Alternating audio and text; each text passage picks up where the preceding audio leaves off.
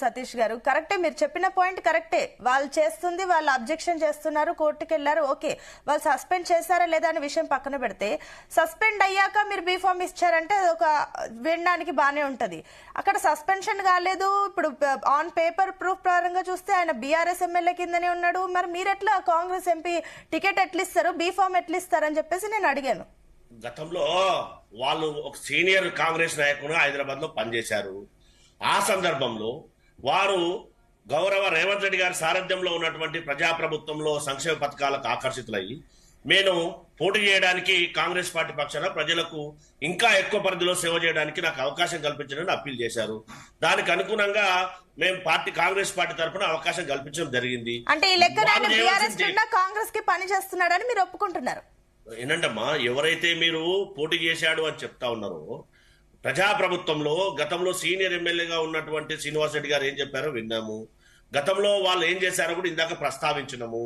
మేము ఏం చెప్తున్నామంటే కాంగ్రెస్ పార్టీ పక్షాన నాకు ఇంకా హైదరాబాద్ ప్రాంతానికి, సికింద్రాబాద్ పార్లమెంట్ నియోజకవర్గానికి సేవ చేసే అవకాశం కల్పించండి అని చెప్పి అప్పీల్ చేయడం జరిగింది. దాంట్లో భాగంగా కాంగ్రెస్ పార్టీ వారిని క్యాండిడేట్ గా పోటీ చేయించారా లేదని మనం ప్రత్యక్షంగా చూసాం. కానీ ఎవరైతే బీఆర్ఎస్ పార్టీ నాయకులు చేయవలసినటువంటిది చేయకుండా ఎదుటి వారి పైన నిందలు మోపడం అంటే సమంజసమా? ఒక్కసారి ఆలోచన చేయాలి. ఆదేశానుసారం సతీష్ గారు, మీరు అన్న పాయింట్స్ అన్ని సరే, పార్టీలో ఫిరాయింపులు అంటే ఉంటాయి సరే, ఆ పార్టీ నుంచి ఈ పార్టీకి, ఈ పార్టీ నుంచి ఆ పార్టీకి వెళ్లే వాళ్ళు ఉంటారు, కరెక్టే. కానీ అందరు ఇప్పుడు ఎందుకు ప్రశ్నిస్తున్నారంటే కూడా, గతంలో ఇప్పుడున్న సీఎం రేవంత్ రెడ్డి ఒక మాట అయితే అన్నారు, పార్టీ ఫిరాయించే వాళ్ళని ఉరి తీయాలి, ఆ ఇంటి మీద కాకి ఇంటి మీద వాళ్ళద్దు అని ఇట్లాంటి కమెంట్స్ చేసిన ఆయన్నే వాళ్ళు మీ పార్టీ నుంచే బీఫామ్లు ఇవ్వడం, మీరే ఎంకరేజ్ చేయడం ఇది కరెక్ట్ కాదని చెప్పేసి అందరూ చీ అంటున్నారు. సమాజము ఓటు ద్వారా సమాధానం చెప్తున్నటువంటి పరిస్థితి, అది మనం వాస్తవ పరిస్థితిని గ్రహించాలి. ఒకవేళ మేము సంబంధితంగా అంటే ఏదైతే మేము శాస్త్రీయంగా చేయలేదనుకుంటే, గౌరవ సుప్రీంకోర్టు న్యాయమూర్తి గారు ఇచ్చినటువంటి ఆదేశానుసారం అటానమస్ బాడీగా ఉన్నటువంటి గౌరవ స్పీకర్ గారు, ఆ సీటుకే వన్నదేస్తున్నటువంటి స్పీకర్ గారు, ప్రతిపక్షాలకు మాట్లాడడానికి సంపూర్ణమైనటువంటి స్వేచ్ఛ ఇస్తున్నటువంటి స్పీకర్ గారు, ప్రతిపక్ష బీజేపీ నాయకులు ఏం మాట్లాడారో మీరు ప్రత్యక్షంగా విన్నాం కదా, మీ డిబేట్ లోనే విన్నాను నేను. సో ఇవన్నీ వాస్తవ పరిస్థితులు కాకుండా వారిని రెచ్చగొట్టే విధంగా, ఈ ప్రభుత్వాన్ని బ్లాక్ మెయిల్ చేసే విధంగా, ఈ ప్రభుత్వాన్ని పడగొడతాం, మా దగ్గర ఏమైనా ఉంది, డబ్బులతో మేము ఏమైనా చేయగలుగుతామని మాట్లాడినటువంటి బీఆర్ఎస్ పార్టీ నాయకులు ఎంతవరకు సమంజసమో? ప్రజాస్వామ్యం గురించి మాట్లాడితే సభ్య సమాజం అంతా చీకొడుతుందా, లేకపోతే వాళ్ళు కర్రెగాల్చి వాత పెడుతుందా? ఎన్నికలు వచ్చినప్పుడు ప్రత్యక్షంగా చూస్తా ఉన్నాం కదా. మనం ఎన్ని మాట్లాడినా ప్రజాస్వామ్యంలో ఓటు హక్కు అనేది విలువైనది. ఆ ఓటు ద్వారా ప్రజలిస్తున్నటువంటి తీర్పు అనేదే శిలాశాసనం. దాన్ని గ్రహించకుండా అవాక్కులు చెవాక్కులు పెడుతున్నటువంటి బీఆర్ఎస్ వర్కింగ్ ప్రెసిడెంట్ గారు కానీ, బీఆర్ఎస్ మాజీ మంత్రులు కానీ, అది వాస్తవాన్ని ఆలోచన చేయాలి కదా. ఒకవేళ మేము ప్రజా సంక్షేమ పథకాలు ప్రవేశపెట్టకపోతే, ప్రజాస్వామ్యానికి విరుద్ధంగా పనిచేస్తున్నట్టయితే, మాకు ఇటీవల జరిగినటువంటి ఎన్నికల్లో కానీ, గతంలో జరిగినటువంటి ఎన్నికల్లో కానీ ప్రజలు ఆశీర్వదించేవారా? ఒక్కసారి మనం కూడా ఆలోచన చేయాలి కదా.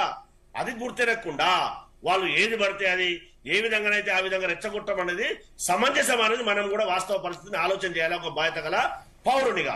అది చేయకుండా ఎదుటి వాళ్ళ పైన నింద మోపడం సమంజసం అనేది మనం కూడా ఆలోచించవలసినటువంటి పరిస్థితి కదా. ఓకే, సుమిత్రా ఆనంద్ గారు, సో ఇక్కడ పాయింట్ అయితే క్లియర్ గా ఉంది. సస్పెన్షన్ చేయొచ్చు కదా, ఆ పార్టీలో కరెక్ట్. ఇప్పుడు బీఫామ్ తీసుకున్నా ఇంత చేస్తున్నా కూడా మరి బీఆర్ఎస్ కూడా సస్పెండ్ చేయడం లేదు. అక్కడ దానం నాగేందర్ కూడా ఒకటే పాయింట్, అఫిడవిట్ లో ఆయన క్లియర్ గా ఒకటే పాయింట్ అన్నారు, నాకు సస్పెన్షన్ గురించి ఎలాంటి సమాచారం లేదు అని చెప్పేసి క్లియర్ గా ఒక పాయింట్ అయితే మెన్షన్ చేస్తారు.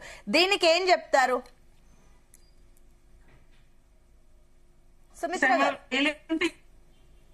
అంటే ఉండాలని మాకు సస్పెండ్ చేయడం ఇష్టం కాదు. బీఆర్ఎస్ లో గెలిచిన వాళ్ళు బీఆర్ఎస్ లోనే ఉండాలనేటువంటిది బీఆర్ఎస్ ఆలోచన. కానీ కాంగ్రెస్ ఏం చేస్తా ఉన్నారు, స్పీకర్ గారు అత్యంత ప్రజాస్వామ్యయుతంగా వ్యవహరిస్తా ఉన్నారు అని చెప్పేసి ఇందాక సోదరులు చెప్తా ఉన్నారు. మీరు సీఎం గారిని విమర్శిస్తే మైక్ ఇవ్వమనడం ప్రజాస్వామ్యమా? అన్ని రకాల ఆధారాలు కండువాలు కప్పుకొని గాంధీ భవన్ కు వెళ్లి, ఢిల్లీకి వెళ్లి వాళ్ళ ఏఐసిసి ప్రతినిధులను కలిసి, ఇంకా మీనాక్షి నటరాజర్ గారిని కలిసి అన్ని రకాలుగా సీఎం గారే వాళ్ళ ఇళ్లకు వెళ్లి, లేదా వాళ్లే వాళ్ళ ఇళ్లకు వెళ్లి కండువాలు కప్పినటువంటి చర్య మనం చూసినాం. మీరు ఎట్లా చేర్చుకుంటారు? మేము సస్పెన్షన్ చేయలేము. చేయండి, మీరు ఎట్లా చేర్చుకుంటారు? చేయండి, మీరు ఎట్లా మేము సస్పెండ్ చేస్తాము, సంబంధం లేదు కాబట్టి ఒక అర్థం ఉంది. మేము సస్పెన్షన్ చేయకముందే, వేటు వేయకముందే మీరు బీఫామ్ ఎట్లా ఇస్తారు, కాంగ్రెస్ బీఫామ్ తో తాను ఎట్లా ఎన్నికల బరిలో నిలబడతారు, ఇది ఎంతవరకు సమంజసం? స్పీకర్ గారి పాత్ర ఏంటో ప్రజలు చూస్తా ఉన్నారు, ప్రజాస్వామ్యం ఏంటో ప్రజలు చూస్తా ఉన్నారు. దయ్యాలు వేదాలు వల్లించినట్టు అని చెప్పడం అయితే, నిజంగా పరివర్తన వచ్చి దయ్యాలు వేదాలు వల్లించిన మంచిదే. కాంగ్రెస్ వీళ్ళ మీద సస్పెన్షన్ వేటు ఏదైతే చేసిందో, బహిష్కరణ వేటు ఈ ప్రభుత్వం స్పీకర్ ద్వారా మరి అనర్హులుగా ప్రకటించడం దయ్యాలు వేదాలు వల్లించడం. సరే, మీరు అన్నట్లు స్పీకర్ వ్యవస్థ గురించి మనం మళ్ళీ మాట్లాడదాము. ఒక పాయింట్ అండి సుమిత్ర గారు, ఫస్ట్ ఒక పాయింట్, ఇప్పుడు అనర్హత వేటు గురించి మాట్లాడే నైతిక హక్కు అసలు బీఆర్ఎస్ కి ఉందా అని కూడా ఈ రోజు ప్రశ్నిస్తున్నారు. ఎందుకంటే సరే 2014లో అటు చంద్రబాబు నాయుడు ప్రభుత్వాన్ని కూల్చే ప్రయత్నం చేస్తున్నారు అని చెప్పేసి మీరు మెజారిటీ కోసము ఫిరాయింపులను ఎంకరేజ్ చేశారు. కానీ 2019లో మీకు ఆల్రెడీ 80+ సీట్లు ఉండగా, మెజారిటీ ఉండగా కూడా ఫిరాయింపులు ఎంకరేజ్ చేశారు. 12 మంది ఎమ్మెల్యేలు కాంగ్రెస్ వాళ్ళని తీసుకున్నారు. ఇప్పుడు మీరు వచ్చేసి ఫిరాయింపుల గురించి మాట్లాడుతున్నారు. అసలు మీకుందా నైతిక హక్కు అంటూ కూడా ప్రజలు అడుగుతున్నారు.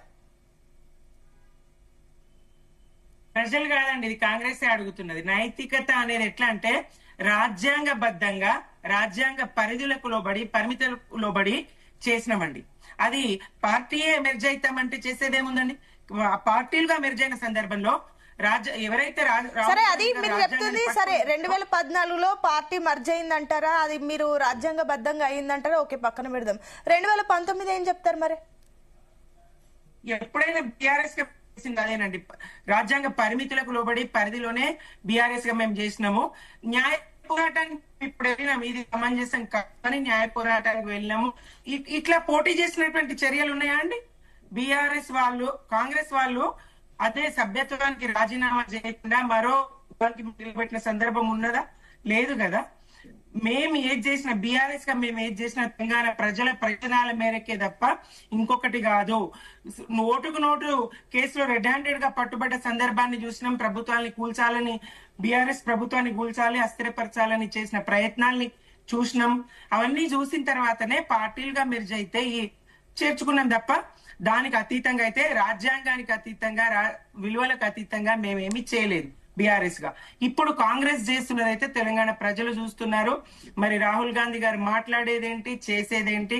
ఆయన విలువల గురించి మాట్లాడతారు, రాజ్యాంగాన్ని పట్టుకుని దేశం అంతా చేస్తారు. వాళ్ళ అధికారంలో ఉన్నటువంటి 3 రాష్ట్రాల్లో ఏం జరుగుతున్నది, అందులో ఒకటైనటువంటి తెలంగాణలో పరిస్థితులు ఏంటో కనీసం ఒక చూపు ఇటు వేయనటువంటి రాహుల్ గాంధీ గారు దేశాన్ని ఏం చూస్తారు, దేశాన్ని ఎలా నాయకత్వం వహిస్తారు, ప్రజలు ఎట్లా విశ్వసిస్తారండి? దేశ ప్రజలు ఎట్లా విశ్వసిస్తారు? ఇవాళ మీడియా ప్రపంచమంతా గుప్పిట్లోకి వచ్చింది. ఏ రాష్ట్రంలో ఏం జరుగుతున్నదో అన్ని రాష్ట్రాల ప్రజలు కూడా గమనిస్తారు, చూస్తారు. ఇట్లాంటి సందర్భంలో తెలంగాణలో ప్రజాస్వామ్య హననం జరుగుతా ఉంది. కాంగ్రెస్ ప్రభుత్వంలో మరి ఇట్లాంటి చర్యలు జరుగుతున్నాయి. పార్టీ ఫిరాయింపులను వీళ్ళు ప్రోత్సహిస్తా ఉన్నారు. వీళ్ళు చేసిన చట్టాలను వీళ్ళే, కాంగ్రెస్ పార్టీ చేసినటువంటి చట్టాలను వీళ్ళే తుంగలో దొక్కుతున్నారు అనేటువంటి సంకేతాలు, సందేశాలు దేశానికి అందవా? రాహుల్ గాంధీ గారిని ఎట్లా దేశం విశ్వసిస్తుంది? ఆయన నాయకత్వాన్ని ఎట్లా దేశం అంగీకరిస్తుంది? ఇక్కడ తన కింద ఒకటి బయట ఒకటి చెప్పడం సమంజసం కాదు కదా. మేం న్యాయ పోరాటం గారు చేయాల్సింది చేసి ప్రజాస్వామ్యంలో పాత్రకు గౌరవాన్ని ఆపాదించాల్సి ఉండే, ఆ స్థానంలో ఉన్నటువంటి వ్యక్తి ఆ పాత్రకు మరింత న్యాయం చేస్తూ గౌరవాన్ని ఆపాదించాల్సి ఉండే. కానీ ఇక్కడ దురదృష్టకరం, ఆయనే స్వయంగా సీఎం గారిని విమర్శిస్తే లేదా సీఎం గారిని ప్రశ్నిస్తే మైక్ ఇవ్వమని నిర్ద్వందంగా ప్రకటించడం, ఆ అసెంబ్లీ ఒక బూతు పదజాలానికి కేంద్రంగా మారడం, అక్కడ దూషణల పర్వం కొనసాగడం, చర్చిస్తామన్నటువంటి ఎజెండాలో ఉన్నటువంటి అంశాలను పక్కన పెట్టి మరేవో అంశాలు చర్చించడం, అభ్యంతరకరమైనటువంటి అన్పార్లమెంటరీ పదాలు వాడినా కనీసం వాటిని స్పీకర్ గారు తొలగిస్తానని చెప్పకపోవడం చాలా విచారకరం. ఎప్పుడూ ప్రజాస్వామ్యంలో ఇట్లాంటి పరిస్థితి చూసి ఉండం గతంలో. ప్రజలకు అర్థమవుతుందండి, స్పీకర్ గారిని అవమానించే విధంగా, స్పీకర్ గారి స్థాయిని తగ్గించే విధంగా కాంగ్రెస్ ప్రభుత్వం పాలన జరిపిస్తా ఉన్నది. ఇది ప్రజాస్వామ్యానికి విఘాతము, గొడ్డలు పెట్టండి. ఇట్లాంటి చర్య ఈ వ్యవస్థకు నష్టమే తప్ప ఇంకోటి కాదు. కాంగ్రెస్ ఏదైతే చెప్తుందో మీరు చేసిండ్రని, ఎస్ మేము చేసింది తప్పని మీరు అన్నప్పుడు, మీరు చేస్తే తప్పెట్లా కాదండి? బీఆర్ఎస్ గా మేము చేసింది తప్పే అని మీరు అన్నప్పుడు, మీరు విమర్శించినప్పుడు, మీరు చేసింది తప్పుగా మీకు కనిపించదా? ఈ తప్పును మీరెందుకు కొనసాగించాలి? సరే, మీరు అంటున్న లెక్క ప్రకారం సుమిత్ర గారు, మీరు అంటున్నట్లు తప్పే అని అన్నప్పుడు, సరే ఏ లెక్కను చేసినా మీరు చేసింది తప్పని మీరు ఒప్పుకున్నప్పుడు, మేము ఒప్పుకోవడం లేదండి, కాంగ్రెస్ అంటున్నా. మీరు ఒప్పుకోకపోతే అదే లాజిక్ కాంగ్రెస్ కి కూడా వర్తిస్తుంది కదా. మీరు అప్పుడు సరే ప్రభుత్వ స్థిరత్వం కోసం మేము ఎంకరేజ్ చేయాల్సి వచ్చిందని చెప్పేసి మీరు అన్నారు. మరి ఇప్పుడు ఈ లాజిక్ వాళ్ళకు కూడా వర్తిస్తుంది కదా. పార్టీ మెర్జ్ అయింది కదండి. పార్టీ మెర్జ్ అయిన సందర్భంలో 2019 నేను అడుగుతున్నాను, అప్పుడు పార్టీ ఏం మర్జ్ కాలేదు, కాంగ్రెస్ ఎమ్మెల్యేలు అట్లనే ఉండే. ఎప్పుడైనా బీఆర్ఎస్ గా ప్రజల వైపే ఆలోచన చేసినటువంటి వ్యవహారం మీ వైపు నుంచి మాట్లాడితే తప్పు కాదని మీరు ఒప్పుకుంటున్నారు, మేము చేసింది తప్పు కాదని అంటున్నారు, వాళ్ళు చేస్తే తప్పని అంటున్నారు. లేదండి, అట్లా కాదండి. ఇప్పుడు ఎంత స్పష్టంగా ఒక పార్టీ ఎమ్మెల్యేను మరో పార్టీ బీఫామ్ ఇచ్చి పోటీలో నిలబెట్టడం ఏందండి? ఇది చరిత్రలో, స్వతంత్ర భారతదేశంలో చరిత్రలో, గతంలో గాని వర్తమానంలో గాని ఎక్కడైనా ఉన్నదా? ఈ తీరు ఎక్కడైనా ఉన్నదా? కనీసం ఒక్కరి పట్ల కూడా ఆ ఒక్కరు కూడా మరి ప్రజాస్వామ్య విలువలకు తలొగ్గి సుదీర్ఘకాలం ప్రజాస్వామ్య వ్యవస్థలో, ఎన్నికల వ్యవస్థలో కొనసాగినటువంటి ప్రజాప్రతినిధిగా మానాభిమానాలు వదిలిపెట్టి వ్యవస్థను భ్రష్టు పట్టించే విధంగా ఆ ఒక్క తీర్పును కోరేటువంటి ధైర్యం లేకపోవడం. కనీసం ఒక్కరైనా మిగతా వారి అంశాన్ని పక్కన పెట్టిన దానం నాగేందర్ గారు అయితే స్పష్టంగా తాను బీఫామ్ తీసుకొని మరి కాంగ్రెస్ బీఫామ్ తీసుకొని మరి ఎన్నికల బరిలో నిలబడినటువంటి వ్యక్తి, కండువా వేసుకొని ప్రచారం చేసినటువంటి వ్యక్తి, కాంగ్రెస్ కి ఓటేయమని అడిగినటువంటి వ్యక్తి, తనకు ఓటేయమని అడిగినటువంటి వ్యక్తి. అట్లాంటి దానం గారు కూడా ఇవాళ ఈ స్థాయికి దిగజారిండ్రు కాబట్టి అటు చేరిండ్రు. కాకపోతే ఈ వ్యవస్థను ఏదైతే స్పీకర్ వ్యవస్థను ఏదైతే ఈ వ్యవస్థను కూడా భ్రష్టు పట్టించే విధంగా, ఈ వ్యవస్థ యొక్క విలువల్ని పతనం చేసే విధంగా ఆయన మరి పార్టీ ఆదేశాలు లేకుండా, ముఖ్యమంత్రి గారి ఆదేశాలు లేకుండా ఈ రకమైన లేఖ ఆయన విడుదల చేసిండ్రని నేను అనుకోను. ఈ రకంగా ఆయన మాట్లాడిండ్రని నేను అనుకోను. ఇది విఘాతం అండి ప్రజాస్వామ్యానికి. చాలా తీవ్రంగా ఖండించదగ్గ అంశం అండి. ఓకే అండి, నేను మళ్ళీ వస్తాను. అదే విధంగా రాజకీయ విశ్లేషకులు నర్ర విజయ్ కుమార్ గారు కూడా జాయిన్ అయ్యారు. విజయ్ గారు, గుడ్ మార్నింగ్ అండి. Good morning. So Danam Nagender అయితే ఇప్పుడు మళ్ళీ ఒక ట్విస్ట్ మళ్ళీ తెరపైకి వచ్చింది. ఇన్ని రోజులు స్పీకర్ నిర్ణయం అందరి ఎమ్మెల్యేలో సరే అధికారికంగా ప్రూఫ్స్ లేవు, వాళ్ళు బీఆర్ఎస్ అని చెప్పేసి అన్నారు, కరెక్టే. బట్ దానం నాగేందర్ విషయానికి వస్తే